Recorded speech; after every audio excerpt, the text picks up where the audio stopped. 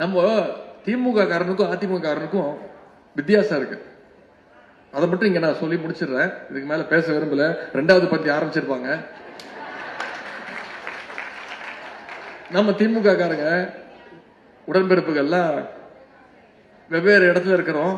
என்னைக்காவது ஒரு நாள் சந்திப்போம். 30 விழாவில் சந்திச்சிருப்போம். அப்புறம் இன்னைக்கு நிகழ்ச்சியில் 3 நாளுக்கு அப்புறம் சில பேர் சந்திச்சிருப்பீங்க. ஒரு மாசம் கழிச்சு 2 மாசம் கழிச்சு சந்திச்சிருப்பீங்க.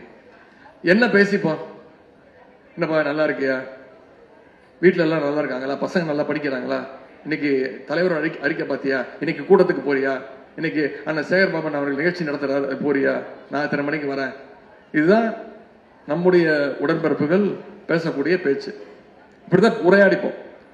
இதே 2 அதிமுக காரன் ரொம்ப நாளுக்கு அப்புறம் சந்திச்சான்னா என்ன பேசுவான்னு நீங்க யோசிச்சு பாருங்க. பேசிக்கவே மாட்டான். 2 பேர் திரு முடிப்பானுங்க.